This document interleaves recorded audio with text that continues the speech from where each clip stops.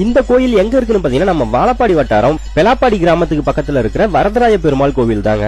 இந்த கோயிலுக்கு வாழப்பாடியில இருந்து பேலூர் குறிச்சி வழியா ஒரு 20 கிலோமீட்டர் வருங்க. புழுதிக்கோட்டையில இருந்து அருணத்துமலை போற வழியில லெப்ட்ல பெலாப்பாடிக்கு ரோடு பிரியும். அந்த ரோட்ல நம்ம மலையில ஏறி வர மாதிரி இருக்கும்.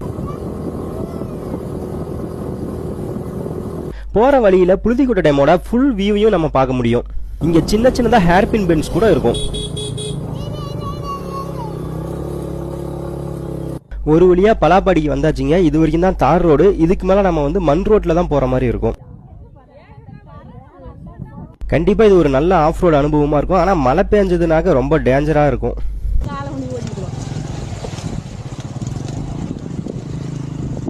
கோவிலுக்கு பக்கத்துல வரைக்கும் நம்ம வண்டியில வர்றதுக்கான வசதிகள் இருக்கு. படியெல்லாம் புதுசா கட்டி நல்லா நீட்டா வச்சிருந்தாங்க. மேல ஏறினதும் ஒர்த்துடா வருமா அப்படிங்கிற அளவுக்கு ஒரு சூப்பரான வியூ. இதுக்காகவே இந்த அளவுக்கு ரிஸ்க் எடுத்து இந்த கோயிலுக்கு வரலாம் அப்படின்னு தோணும்.